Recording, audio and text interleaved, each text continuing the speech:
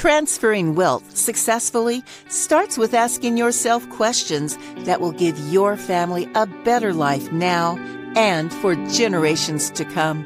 In this podcast, financial professionals John and Michael from Copper Beech Financial Group guide you through eye-opening questions to help you discover the truth about your wealth. Now, on to the show. Hello and welcome to The Truth About Wealth with John and Michael Parise of Copper Beech Financial Group. John, what's going on? It's my birthday tomorrow. It is, and it was on the last podcast too. I keep reminding everybody. You know, I think at this point, the audience knows you guys work overtime to do these podcasts, and we've done a double, but this time you've got a guest on the show. Last time it was just us, but you've got a guest on. So who'd you bring on?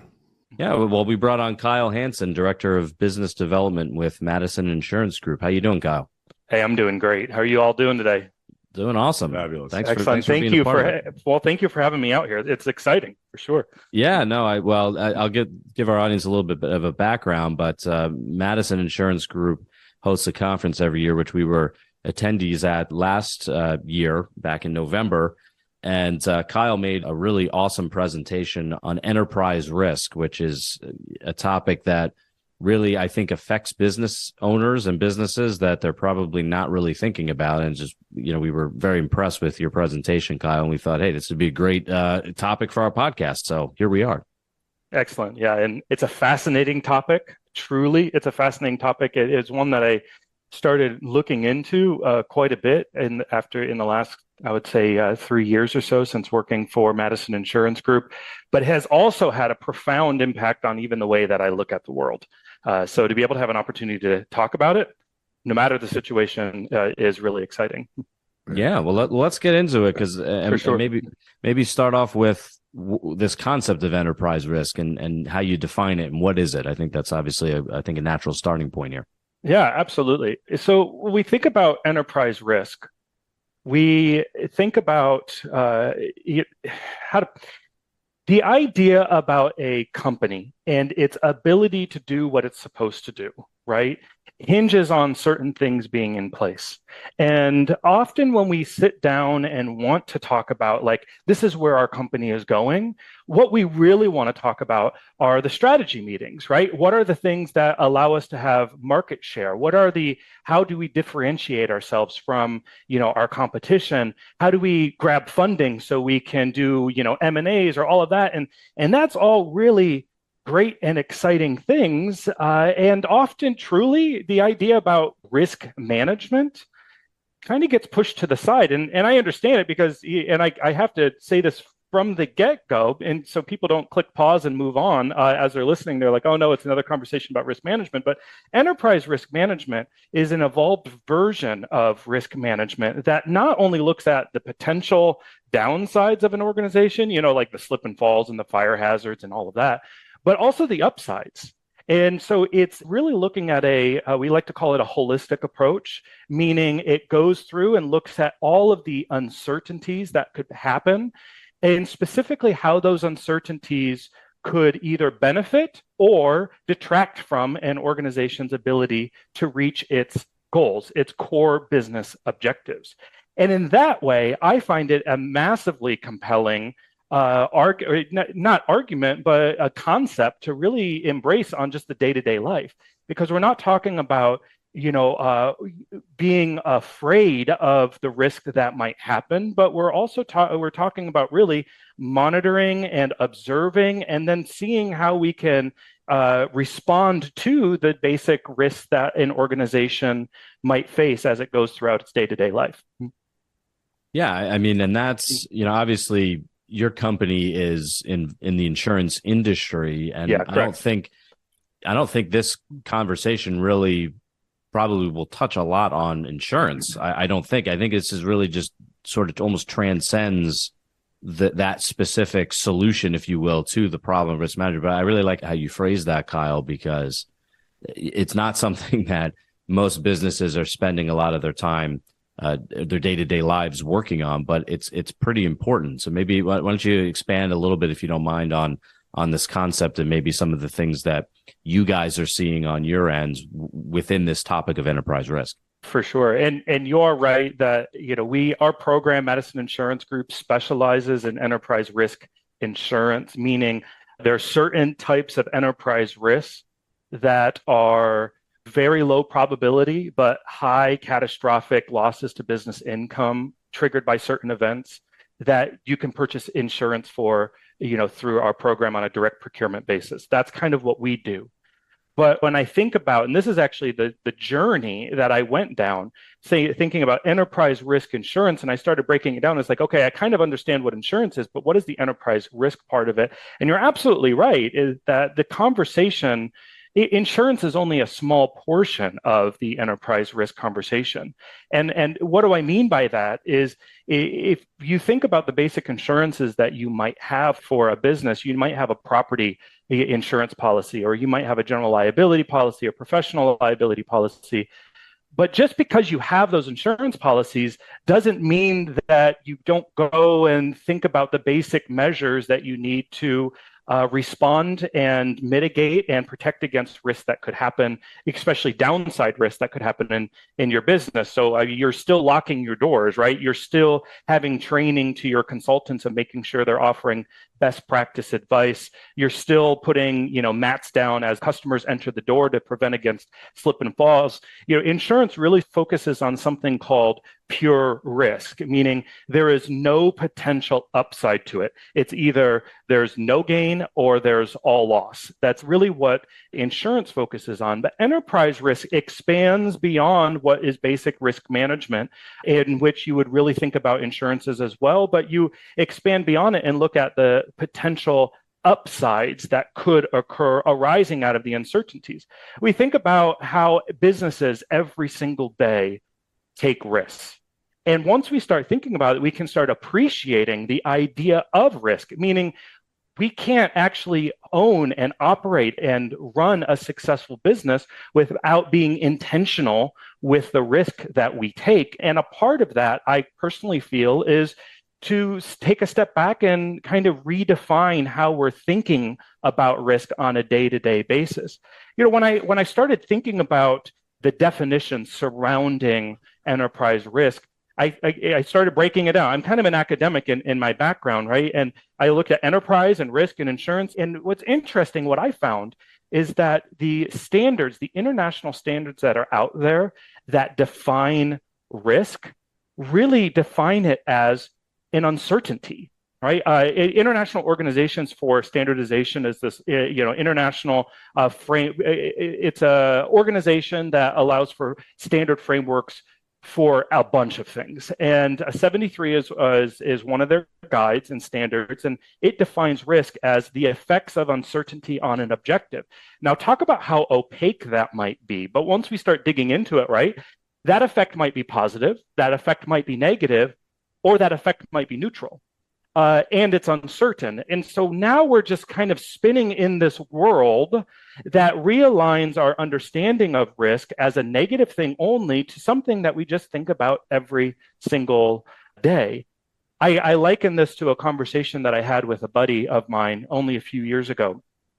And we were sitting outside and we were barbecuing together. And it's one of my favorite things to do because it takes quite a bit of time to do. And I'm a smoker on the barbecue. So we have, ribs and briskets and stuff Kyle. Like that, right? Me too, Kyle. It's like such a relaxing way to spend the day. And when you have people that enjoy standing around the smoker, right, you start having conversations. And this buddy of mine, he's already owned a business. He's sold the business. Now he has another business. And I was sharing with him some of the experiences that I was having, putting the proposals together, trying to do, end of the year budget stuff. And he looked at me and he's like, gosh, I don't think I could be a W-2, man. I'm like, well, what do you mean? He's like, it just seems, I don't know. As a business owner, I like to have a sense of control over the uncertainties of everything, right? And it seems to just be way safer, right? Because if something happens for him as a business owner, he's the first person to respond. He understands, what the environment is, et cetera. And in my brain, it was like, whoa, because I always grew up in an environment where I was thinking business owners take the greatest amount of risk. And it was something that was scary to me. And all of these things started coming together to think about, gosh, that's what enterprise risk is, right? It's the understanding of the negatives, the positives, the neutral events that could have an impact on an objective. So instead of thinking about risk as risk, I like to just talk about it as an uncertainty. And then all of a sudden, it can be integrated into the strategy meetings, into the operation meetings, into any of those meetings, because we start aligning it and saying, okay, well, what is our objective? What are we trying to achieve here? And what are the uncertainties that might happen? And that could be, oh, well, the uncertainty would be that we have a massive success here. That's an uncertainty. What can we do to better define that? Or the uncertainty would be, oh, we could have a pure loss here. But it really helps, for me, allow us to have conversations about risk in a much more maybe positive light than what we may have had in the past. Now, Kyle, it sounds like almost like a SWOT analysis, like strength, weakness, opportunity, threats. That's a pretty common, I guess, exercise, if you will, that businesses might go through. And yes. I'm wondering if, it seems like based on your definition, risk would kind of almost fill in every single one of those parts of that. In terms of the way that you're defining it, like risk being a positive, almost more of a positive, not just the threat piece, right, of that SWOT analysis. It's interesting. Yeah, well, and it's a wonderful analogy as well, because we have one of the things I love about quarter one in the business season is SWOTs are the things that everybody's doing right now, and they'll pull the old ones out and bring the new ones in and take a look at it. It's the fine tune up of the season, right? It's kind of like going to your golf lessons after 3-4 months of not playing. I'm in Indiana, so we don't get the benefit of having all year round, golf, but it links perfectly in. And the reason why is because what does a SWOT analysis basically do? A SWOT analysis at its core looks at internal environments and it looks at external environments. And it does it inside of the core operational values and objectives that they're looking at achieving. So when we can start pulling out and actually being a little more granular with our SWOT analysis, even if you've done it, you can kind of open it back up and say, well, how maybe we could slice the onion other ways, because you have your external environment that you look at in your SWOT, right, which would be opportunities and threats related or surrounding your organization. And instead of just looking at sort of the product or the competitive environment, you can start adding in things like the economic environment, like what are the business cycle influences, or what are the exchange rate influences, or the inflationary influences, which is a really big one right now, or what are the social environments or the legal environments? Are there any changes in legals or regulations, or are there things on the book for the courts to look at that might impact your business, or even just the physical environment? What is the nature? What is going on in the physical environment surrounding your certain businesses? I think about opportunities and threats portion of the very first time I did a SWOT analysis at a business strategy meeting. And truly, and maybe people are like me, but it's somewhat regretfully, I didn't consider any 4 of those things. I really looked at, well, here's our competitor base, right? Here's our market share. Here's how here's how our threats and our opportunity are being impacted by just the competitive strategic forces. But there's so much more that we can gain from that portion of the SWOT analysis. And in a similar way, we look at strengths and weaknesses. And at the core, strength and weaknesses really are the internal environment of an organization, which always is in flux. Depending on, historically, people might have a period of time in the organization that the org culture was the pinnacle of what they're looking at. And you're like, okay, well, we've expanded a ton. How do we get back there? Or it might be the opposite, right? Where you're looking at it and saying, okay, well, we have an organization that quickly grew, but now we're trying to develop a culture. Developing the strengths and weaknesses part doesn't just look at the ability to fulfill a product or the operational sequences, but it can expand itself to say, like, the data systems, the government system, or the governance systems of data, or the technological informations that you use, and the way that data security is there, or the way that you use it as an asset, right? As well as the operational environment and the product environment. So it's just kind of ways of thinking about, these are uncertainties that are things you could take advantage of, or things that you need to mitigate against because it could be bad for you. But if you are comfortable with doing SWOT analysis, then just expand the SWOT analysis a little bit, and you're on the road to enterprise risk management at its core tenet. Yeah, I mean, it's expanding my brain because I'm thinking, we're trying to do something very similar to SWOT analysis right now, first quarter, like you said, Kyle. So, this is very timely. And I'm wondering, I know we're not going to talk about the insurance piece of what you guys do, but I am interested in this, like how Madison sort of takes what we're talking about here and applies that to your business and applies that maybe to your clients' businesses in terms of how you do what you do. Can you expand upon that a little bit? Yeah, absolutely. We have in our program, when clients come to us to purchase insurance directly from the insurance carrier, one of the steps along the way is a risk assessment questionnaire.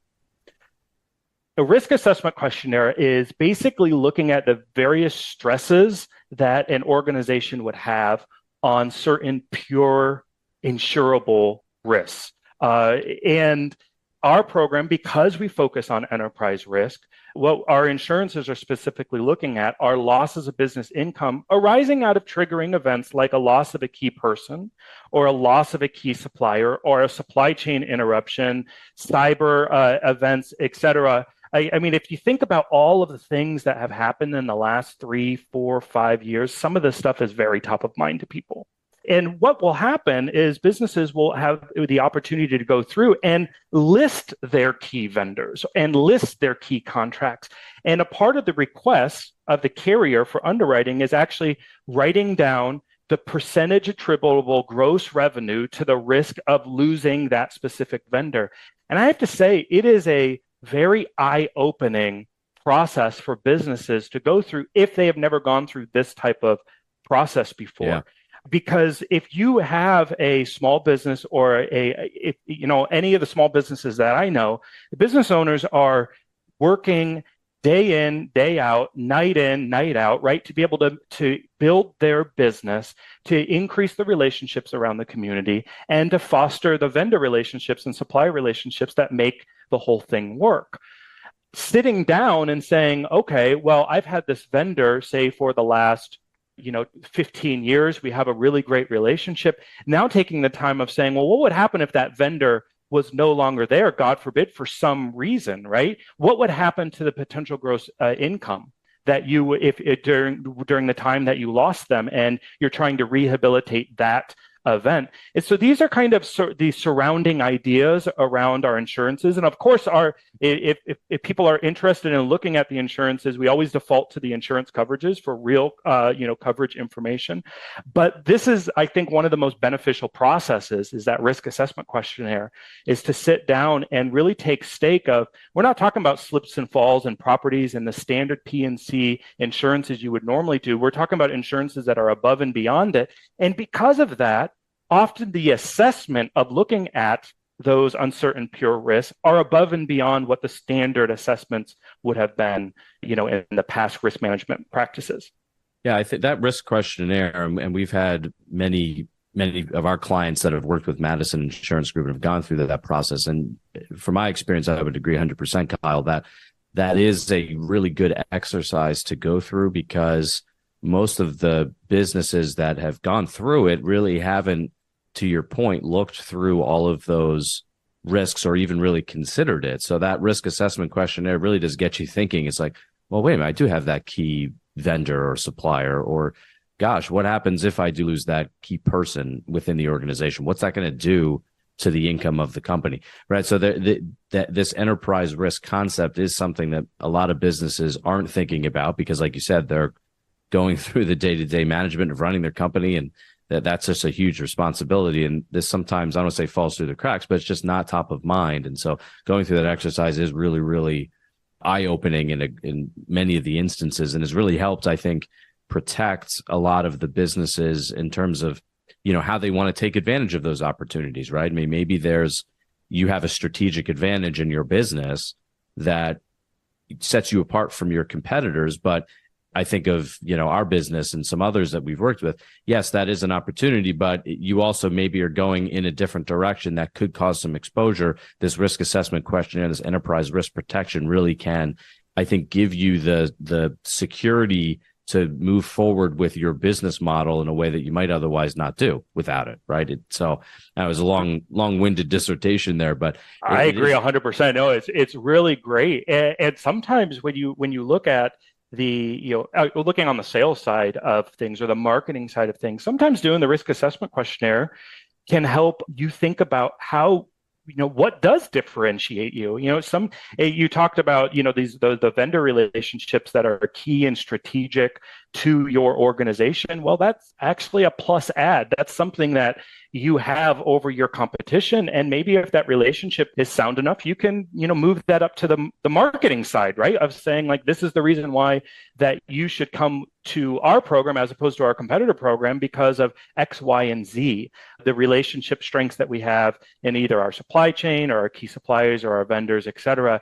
And so even if people do a risk assessment questionnaire, it doesn't necessarily mean that we're talking about, okay, insurance and bad risk, right? This is kind of circling back around to opportunities to embrace the areas of your organization that set you apart from your competition, but not only embrace it, but then the next stage of it is, as you're kind of alluding to as well, is how do you treat a risk if there is a really only a pure negative downside? And that's where we start talking about insurances and business continuation events, et cetera. So, but yeah, it was a wonderful sort of assessment for how businesses can apply and use the risk assessment questionnaire for the benefit, regardless of if they go down the road of purchasing insurance.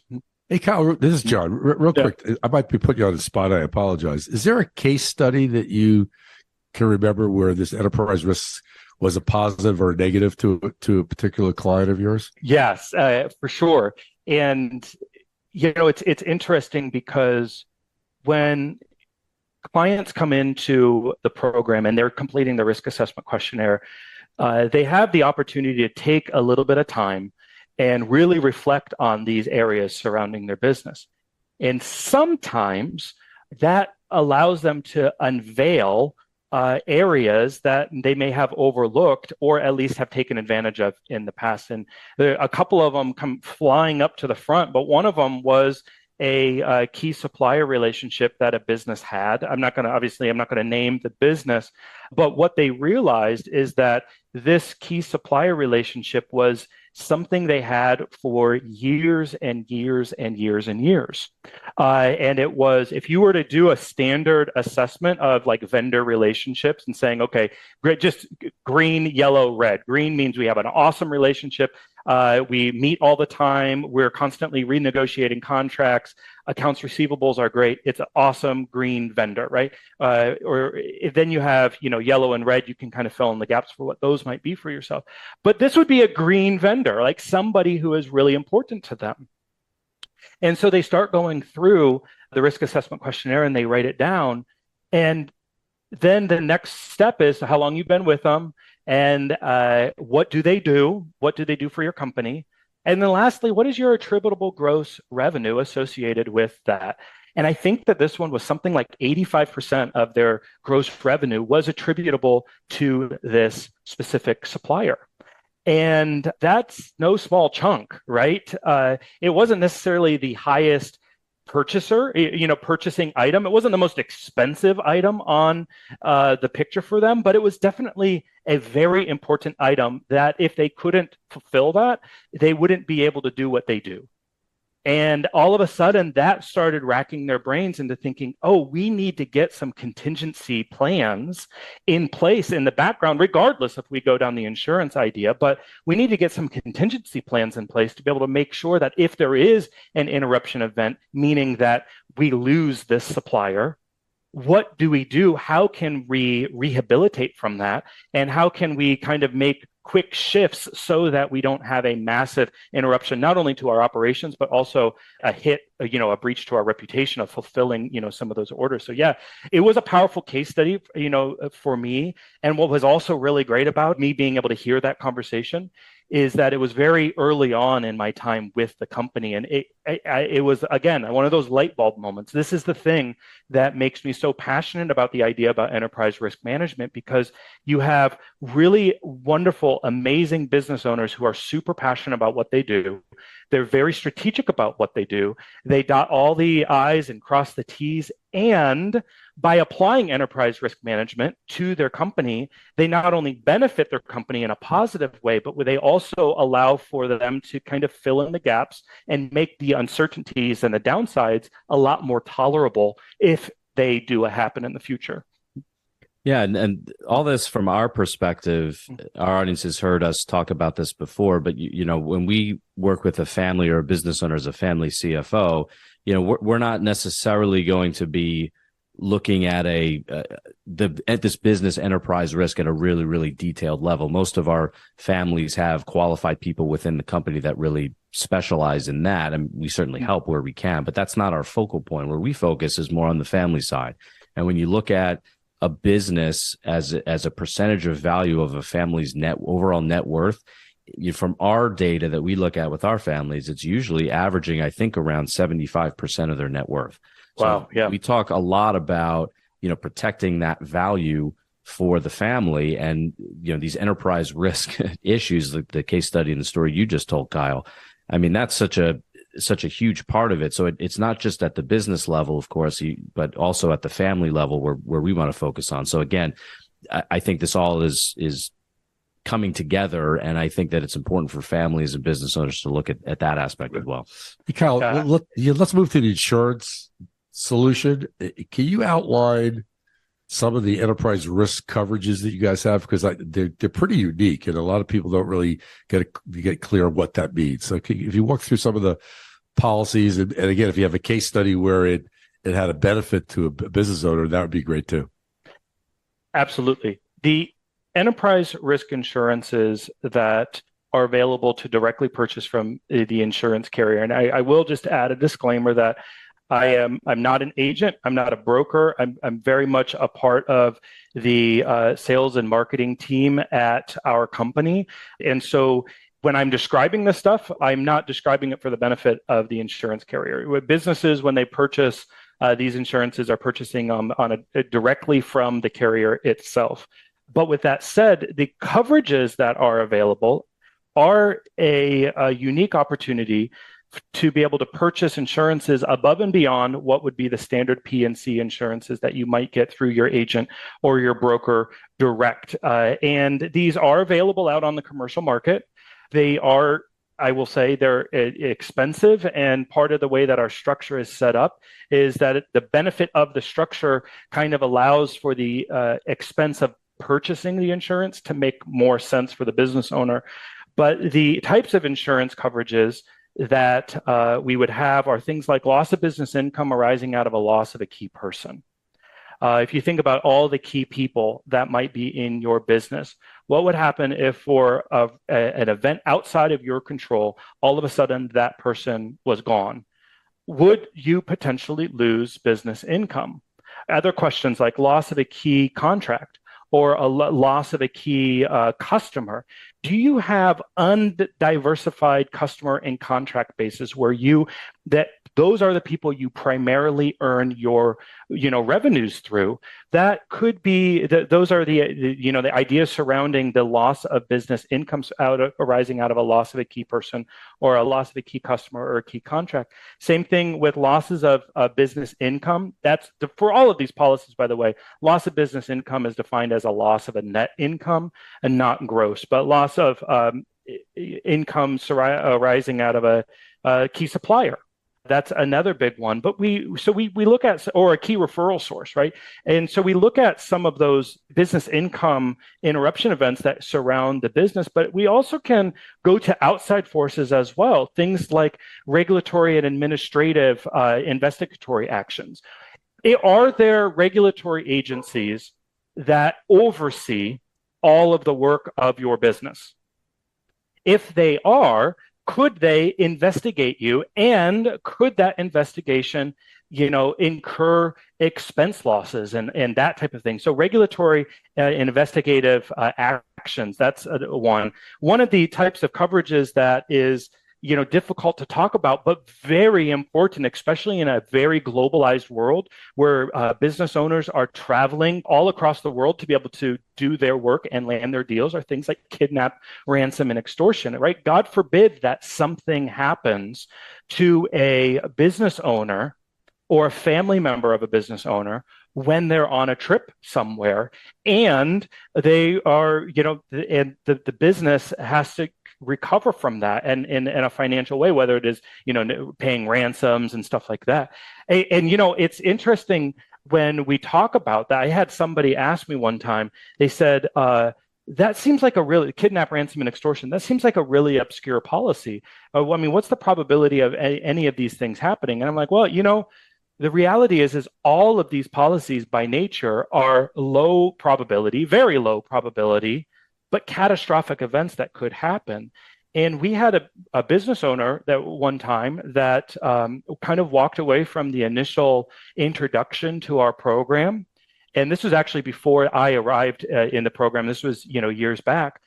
And they were like, I just don't see the benefit. This is not something that I'm really all that interested in. I like the idea about the structure. I like the way that the program could potentially work for the long-term benefit of us. But the insurance, it just seems like it's not a step I'm worth taking right now. Well, a couple of weeks later, or maybe more than a couple of weeks later, but he went on a trip it was either South America or Africa, I forget where, but he went on a trip with his family. And it was one of those benchmark trips for their family. They all went out. They had a great time. It was a wonderful trip. They did tours and boat rides and all of the type of fun things that you would want to do on those type of trips. And they came back from the trip, relaxed, enjoyable time, wonderful, showing all the pictures of their event. And they turn on the news and they realize that on the headline news was a pirate extortion event where on a similar boat cruise that they were on, a family or families who were touring it were hijacked and held for ransom. And thank goodness everything worked itself out, right? And so that's how we always want it to be. But the way the story goes, he picked up the phone the next day and he called our president and said, okay, let's have a conversation about this. I understand now, right? Wow. I understand where the stuff is coming from. And so, while we are talking about insurances that are low probability and high catastrophic insurances, just because we have kind of a subjective feeling that it's not worth it, right? Doesn't mean that we couldn't experience a potential impact from it arising. And hopefully that impact doesn't happen at the least opportune time for recovery. And that's a little bit of a plug, I recognize, but I really think that enterprise risk insurance policies, and not just we have the insurance policies, but also enterprise risk management as a whole, is such a great benefit to companies thinking about just how they are going to stabilize all of that value that they have developed, putting that safety net underneath all of that value. And like you were mentioning, a lot of it's family value. A lot of it's directly linked in with their long-term legacy.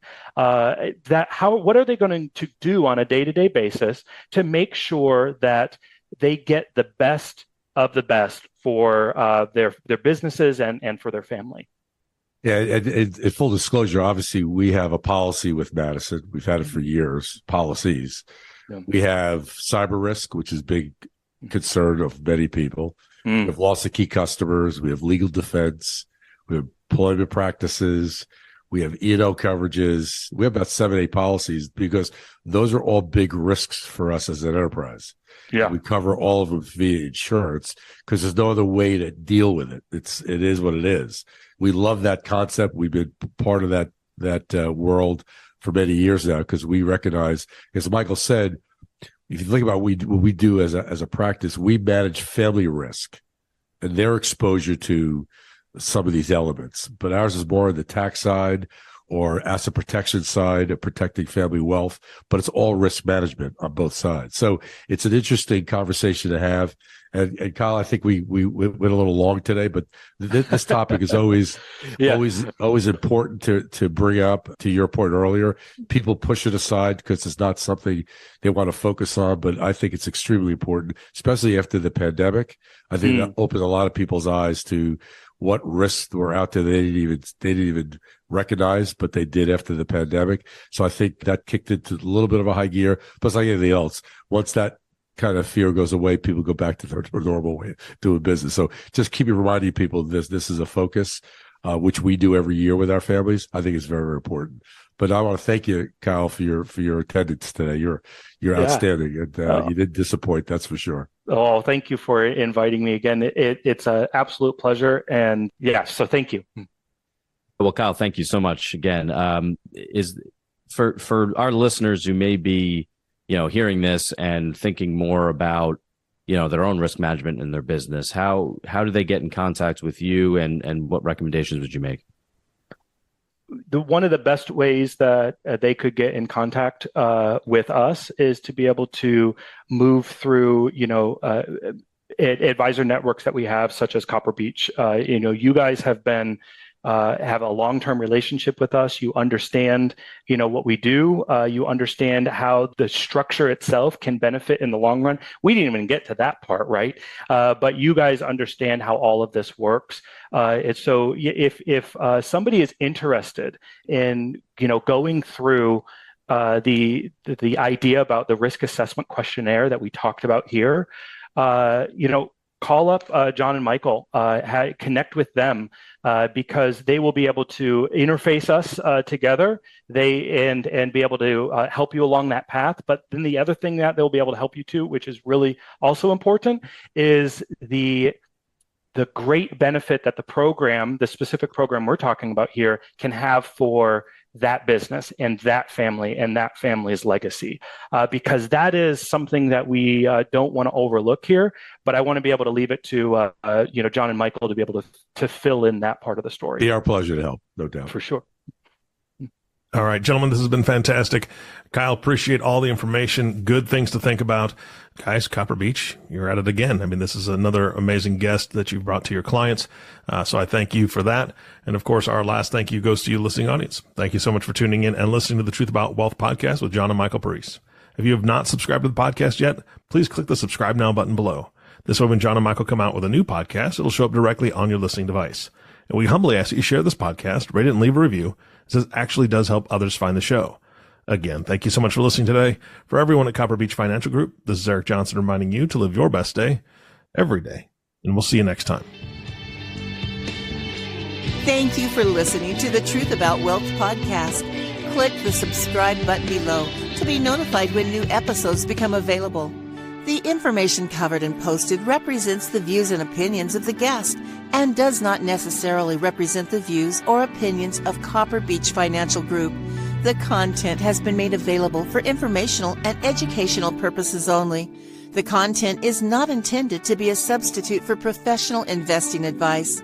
Always seek the advice of your financial advisor or other qualified financial service provider with any questions you may have regarding your investment planning.